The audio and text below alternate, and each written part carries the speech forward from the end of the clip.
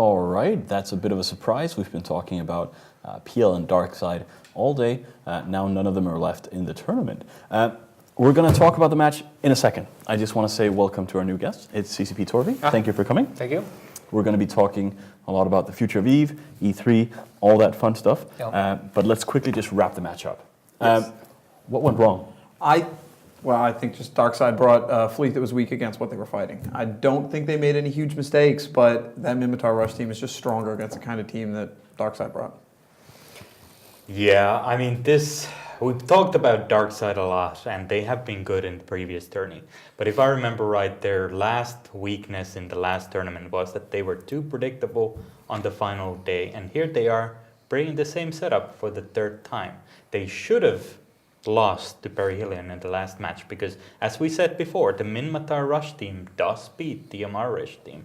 You have all the ratio bonuses coming into play. Amar does less damage to Minmatar ships because of the EM resistance that they have, while Minmatar is able to pick, for example, the thermal damage that Amar is more weaker to. So now Darkside came against a good team who knows how to pilot their ships in the right setup, and they lost.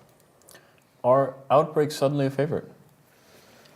Well, I think it could be interesting. We were talking about Outbreak and Hydra having to practice together, and I kind of like Hydra for the Hydra Razor fight, so we might end up seeing the practice buddies going against each other in the championship match. As to who's the favorite for that, that's hard to call. I think at this point I do like Outbreak to take it all, though. Could be wrong. Is this going to be a match of the A versus the B teams? Yeah, but I mean, if we look at Hydra have beaten -10 Paisti, and now they're fighting Razor. If we look at Outbreak, they took White Noise, Black Legion, now Darkside, who kicked PL out. They've not fought shabby teams. No, not at all. They fought favorites to win. Yes. So that's why I'm giving them a little more credit on this. I think Outbreak's going to go for it. I think they've got momentum. I think they've had a tougher time. They've won against better teams that Hydra has so far played against. But is it going to be enough? Are they going to have that something extra going to the final match if it is against Hydra? Or will Hydra bring out something new that perhaps they haven't tested against? And you never know. It's going to be a very exciting match. If you're Outbreak, are you pulling your best setups out now because you have such a tough schedule, or do you think they'll have something brand new for the final? Personally, I think in a single elimination tournament like this, you have to always bring your best team. You can't risk trying to keep something up your sleeve, but never getting a chance to use it because you never brought it out. But then again, you're gonna have to bring out something new for the final. You're just going to have to. And yes, sometimes you make the call to not bring out your best team. We made out the call today in Pandemic Legion versus Darkside. We didn't bring our best setup. That wasn't our best team. And sometimes the gamble pays off, as it has in the 3 previous years, and sometimes you fall flat on your face and you just gotta roll with the punches. Look how smiley Sastro is when you say that. Keep on rolling. Keep on rolling. All right. So we do have CCP Torfi on, who is, of course, our creative director. Having been with the company for a long time, is it a big moment for you when we ship Incarna? Yes, it's pretty big. I think it was like in 2006 I wrote a short blog saying, we're going to do this thing with avatars and it's going to be out shortly. So for me, it's pretty good to get it out there. It's not what I said would be in the blog. No. It's something different. It's a very good start. And having the tech and the foundation out there, at least part of the foundation, the graphics, the stuff that renders the avatars and the environments, and being able to interact and navigate in camera and so on, I think that's a very important part. Building Incarna and just building EVE is pretty similar to, you've seen these Tibetan monks when they build mandalas.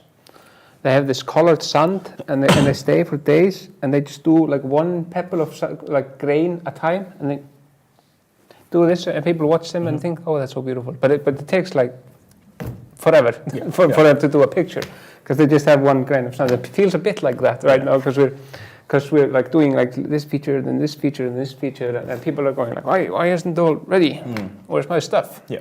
Or can I shoot people in the face and like, I don't know, go to the latrine in a sleeper station and you know, do stuff. Yeah. But it takes time. Yeah. When can So- I play poker? Soon. Was there any particular time where like Incarna, because it, like you just said, it's been worked on forever. Was there any Yeah. specific like milestone delay that popped up? Or has it just been like a continual slow process? Well, we shifted gears during Apocrypha, and we took everybody off everything and put them on creating an EVE expansion. So we just took like almost just random people that were assembling computers down in ops and had them like program, and people from World of Darkness and from Dust, and they were coding in EVE, and everything was just focused on creating an expansion now. Because Incarna is a long-term investment, but we decided to like, okay, let's drop all long-term investments and just do one massive expansion. And it was great, and it was pretty cool. But it's really hard to do that again, because we just don't have all these resources available to us, because we have more games in our portfolio as a company, that we're developing. So that put us back, and that was just after the demo we did at FanFest. So we had a demo with like people walking around playing Slay and doing stuff, showed it at FanFest, and then we said, all right, let's wait with that and put it on ice. And code has the tendency to like deteriorate. If you leave it for a while, it starts to rot and it's very strange, even though it's just data. So we couldn't just go back and take that code and then plug it right in, because the rest of the EVE code base had just moved along. Away. Yeah. So it wasn't a question of just taking that demo and throwing it back in there. Also, it was a demo. It wasn't really, robust for 60K, PCU and whatnot. And that's what we had seen so long ago when we were like, you had that playable demo, where is it going to? Yeah. And we kind of hacked it together. I mean, it worked on a single server with like X many people, but it wouldn't have worked with 10,000 people or 20. Yeah, which is what you're heading towards. That's a lot of people. Well, I mean, not in the same room, obviously. It would be fun, Gita maybe. Yeah, but around like 30 people in a room, 32 people in a room, but like simultaneous people in rooms all over the cluster, somewhere around 10,000 to at least support it to begin with, and that number may change.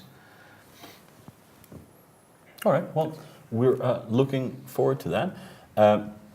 We're going to ask a little bit more about EVE Future, because we have Incarna, we have Dust, and then we need to find out what the next crazy thing is we jump on.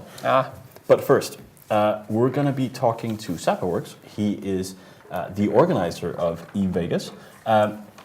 We have him on the line. You can see him here.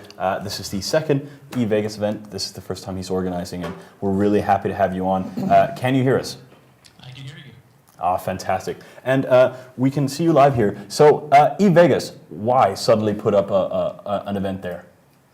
Well, the first EVE Vegas that I went to 2 years ago was a lot of fun, and it was not only fun for me, but for my wife who also went. And last year, when the guy who organized it originally didn't want to do it, I kind of felt sad, wasn't having an excuse to go to Vegas and see my spaceship friends. So I decided to take it on myself and see if I can make a bigger and better event out of it. So have we made a bigger and better event? I think so. We currently, as of right now, have 99 tickets sold. Oh. We have the Paris Las Vegas, which is a much better property, the Imperial Palace, that was at 2 years ago. And I'm arranging for showgirls, and you'll get your picture taken with showgirls, and lots of free swag, including some custom poker chips with the EVE Race logos on them. Oh, sweet. Some very specific and unique t-shirts that CCP is making for the event. Eon magazines, we're really making a stockpile of things that will be given to attendees when they walk in through the door. And that's the daytime event. I think the nighttime event is going to be really fun. It's going to be basically a 4-hour private nightclub inside of one of the ballrooms at Paris. That sounds really, really cool. I'm really excited. I'm one of the developers that's going. You said there's 99 tickets sold. I think I might have bought one of them. One night I was drunk on Twitter, and this guy said that he didn't have the money to go, and I actually offered to buy his ticket, and I think I might be one ticket in the red. But it's going to be cool. There's a few of us coming. I'm coming, and you have a list of who else is coming. I do. CCP Strikes is going to be coming to talk about security. CCP Drop Bear is going to be coming. He's going to talk about mission creation and content and some of the new things that are going on. CCP Navigator is coming. He's going to talk about the community and what's going on as far as the direction, the future of that. And of course, you're coming. So those are the four main CCP devs. And the interesting thing about EVE Vegas is we're trying to make it that it's half devs and half players. So the rest of the speeches are actually be done by players. So we have the Matani, he's going to be talking about the CSM and kind of the future of where he's trying to lead it as chairman. We'll be having Michael Moonahan is going to be talking about the legal rights of an EVE player, from everything from the legality of RMT to botting to creating your accounts and what is actually your right to do. It should be interesting. He's claiming that it might piss CCP off, so it'll be interesting to see what will happen with that. Digi is going to be talking about how to make money with junk freighters. Someone from Hydra Reloaded is actually offering to come and talk about how to build a team for the Alliance tournament. We have someone who's proposing to start a panel on LoSec pirating. We have another attendee who's going to be talking about how to transition your corp from HiSec to NullSec. So all around, I'm hoping that we're going to provide some good content to every player from all the spectrum of players, and what they'd be interested in hearing about, learning about, not only about the game, but how to be better at the game, and of course, have a lot of fun in Vegas. I'm pretty sure we'll have a lot of fun. You said that we wanted half players, half devs talking. I think you might run into a situation where you also have quite a lot of devs coming on their own bill. I know that a few people, I won't give away their identities just now, but I do know that a few developers saw this event and said, you know what, I'm just going to go no matter what. So we'll have quite a lot of people, I think. I'm hoping it'll be a fantastic time.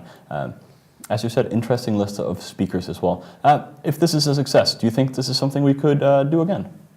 I hope so. My goal, obviously, is that I'd like to see us get as many people as we can this year. There's a firm cap at 250 for the year, because I don't want us to grow too large the first year. We're at 99 now. We still have a month and a half to go to sell tickets. But one thing to know, if you're thinking about buying tickets, is the price will go up on the 27th. But as long as we can, at least cover the bills, I'd be happy to do this again next year and make it a bigger and better event, and maybe even try to see what we can do to get even more speakers. All right, I think that sounds like a really, really wonderful idea. Are you from Las Vegas? I'm not from Las Vegas. I'm actually from Texas, All but right. I do a lot of work in Las Vegas, so it makes it easy for me to arrange things. That's what I think. What was the reason for choosing Las Vegas over maybe Texas or some other city? Because Las Vegas is the most fun you can legally have in the United States. All right, that sounds wonderful. Well, you know what, Sapa, it was wonderful having you on. To everyone out there that's watching, if you do not have a ticket, go buy one now. They will go up in price. It is going to be a wonderful, wonderful show. If not, just keep an eye on my Twitter. I might just go buy some for you when I'm drunk. Who knows? Anyway, Sapa, thank you very much. I look forward to seeing you in Vegas. Thank you. All right. Former Goonswarm CEO, by the way. Former Goonswarm CEO. Bro fist is for you, Zappa. You're a beautiful man. We were pros with Zappa actually back then. Also, when those showgirls were mentioned, I think Sastra wanted to head off the door right then and there and buy a ticket. See you guys in Vegas. Will you be joining us? Yes, I'll do everything I can. Oh, wonderful. I think we It may is on also... the weekend, so it should be easier. I mean, we might have a good Alliance tournament crew. You're going to possibly go. I think Michael Bolton is going to start some test fundraiser. And actually, it's July 30th, right? I think so. That happens to be my birthday. Where else would you want to spend your birthday? I can't think of anywhere, honestly. That's what I'm thinking. We're looking forward to seeing all of you there at least. So just before this match, we do have a match coming up in a few minutes. Are you starting to lay plans for what's going to happen post-Dust? Once we have all these big, crazy projects, Yeah. are you starting to think, what's the next big thing we have to tackle?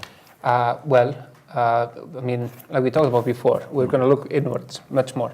So by like building the connection to Dust, or building Dust basically, a connection is actually a misnomer because it's so ingrained actually that it's become more and more ingrained. The further we develop it, it's not like a separate game with a link thing. It's just two interfaces to the same world. And once we have that, and you're talking to people running around on the planets and shooting people in the face and nuking and glassing the planets. And once you have Incarna, dressing up and running around and gambling and doing all sorts of illegal, naughty things inside the stations and more. And then with all of our bases covered, and I also count Pi in that, because Pi gives you a global interface to interact with the planet. I mean, I think we will build more in Pi, both for Dust and others. Not necessarily in the industrial minigame that you have right now, but you just have this interface with interacting with the planet, with things on the planet, and you have all these like different layers of gameplay, like tweaking your eye, shadow, running around in a room, flying your starship, looking at the planet, looking at the solar system, commanding armies down on the ground, like all these layers. Then there are no major big systems to be built. Yeah. That's enough for now. Right. Yeah. Then we just say stop, and we're going to focus the development team inwards. I mean, we're already doing that with 1,000 or many little things. They're not 1,000, sorry. They were supposed to be, but Stoffer couldn't deliver 1,000. Sorry, that was my bad. So, which is like the beginning of that, just turning the stopping, like creating new trails and just starting to build the infrastructure within the game itself. So, so that's kind of the main theme. It's building more gameplay within Incarna, within Classic EVE, within Dust. Okay, well that sounds Connecting cool. it, Expanding on all that cool stuff. All right, let's find the second finalist team. This is the last semifinal. This will determine who fights Outbreak at our final tonight. Teams are Hydra and Razor. Sastro. These are two excellent teams. This is a tough one, but I think I'm going to have to go with Hydra. All right. Unfortunately, I'll have to go with Hydra as well. Torvi? I was going to pick Hydra. Oh, all right. I've liked Razor all day. I don't know why I said Voltron last match, so I'm going to make it up to Razor and say Goonfleet may not be behind you, but I am.